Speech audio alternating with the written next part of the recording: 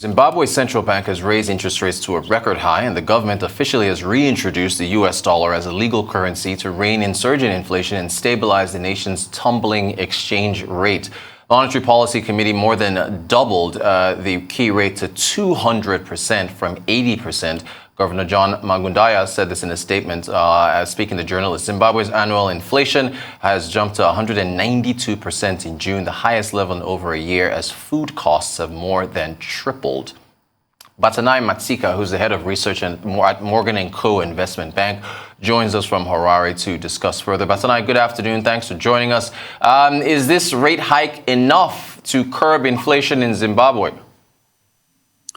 No, definitely it's not enough in the sense that, we're seeing a lot of risks. And one thing that, is quite prevalent is that, the interest rate hike will also have a cost push inflation effect. Because what you're doing really, you're raising the cost of capital, which means that within businesses, they are also push that cost to consumers. So we're going to see the situation turning out into a merry-go-round in the sense that, pricing pressures will exist. And it's also not addressing the key fundamental, which is the lack of confidence in the local currency. And that is why we're seeing a lot of volatility. Let's take a look at this quote from the governor of the central bank, where he says that the Monetary Policy Committee has expressed great concern on the recent rise in inflation, and says the increase is undermining consumer demand and confidence, and if not controlled, will reverse the significant economic gains achieved over the past years. Has this already happened, or is the threat still there, or has that ship sailed? So it has already happened. I guess the main dynamic here from the part of government is that they continue to sort of support a fading local currency in the form of the Zimbabwean dollar. Yes, it could make sense then from a competitiveness point of view to then try and promote a local currency. But with the state of the economy and confidence levels that are on the low side, the fundamentals are not really supporting a firm or a stable Zim dollar. And that is why we continue to see the economy informalising and also largely dollarized, simply because the fundamentals like FDI inflows, even the growth rates. I think the IMF has already cut the GDP growth forecast for Zimbabwe for 2022. We're now looking at figures around 3%. So that shows you that the fundamentals are not quite right for us to then push for a local currency, especially when you're coming from COVID-19, and we're also seeing some of these global risks affecting the local economy. But what does inflation do to investment earnings in the local currency? Do they evaporate? Yes. So in terms of savings, I think, from a Zimbabwean perspective, you find that a lot of households and individuals were affected by, seasons of hyperinflation, where we saw a significant value loss, especially with the money market deposits in ZWL and in certain asset classes. So what we've seen is that, a lot of economic agents, once they get this Zim dollar, they go and purchase US dollars, because US dollars are now being viewed as some form of value hedge or some form of asset. And that is why there's a lot of demand for this US dollar, which is pushing parallel market rates up and in turn causing significant levels of price level risk. I want to take a look at, let's talk about the decision to use the US dollar as part of a multi-currency system. I think we've got a quote from the Minister of Finance on this particular measure, where he said, that's Muthio Nkube, the government has clearly stated its intention of maintaining a multi-currency system based on dual use of the US dollar and the Zimbabwe dollar to eliminate speculation and arbitrage. Government has decided on a multi-currency system and the continued use of the dollar for 5 years. Does this change anything?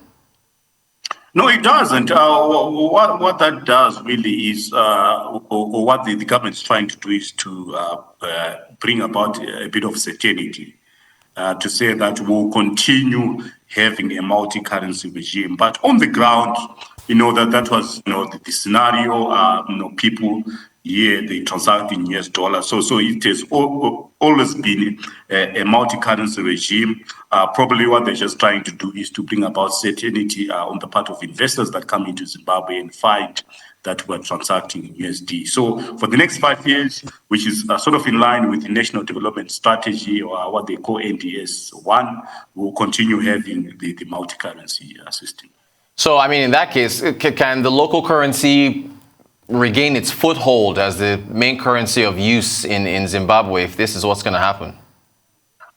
So the problem is lack of confidence. I mean, if you had an option to be paid either in Zim dollar or in USD, the general person would just choose US dollars, in the sense that they view them as a value hedge, and the Zim dollar is not supported by strong fundamentals from production, from GDP, and even the political risk environment is not that conducive. So that doesn't really solve the crisis that we're seeing with the local currency. I think what it does really, it sort of actually promotes a dollarized economy by the end of the day. Gosh, now, okay, we're still on that matter. How do you maintain a dollarized economy? Are you optimistic about exports, staying at elevated levels to bring those dollars in? Yes.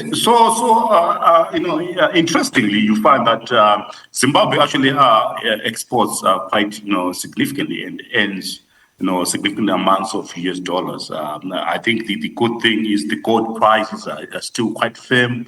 PGM prices as well, and also the tobacco inflows. So that has helped to sort of bring in that liquidity from a USD perspective. But another dynamic also is diaspora remittances. I mean, there's quite a significant diaspora population in countries such as UK, in South Africa, and even in America. I mean, that has helped in terms of the inflows. I think we're sitting at around 1 billion that comes into Zimbabwe through, remittances. So that has helped to bring about that, sort of liquidity to support the multi-currency regime. But what we're seeing from the side of operators, they're now charging products in USD. They prefer, having a more stable currency. So that's has sort of led to a dollarized economy in a way.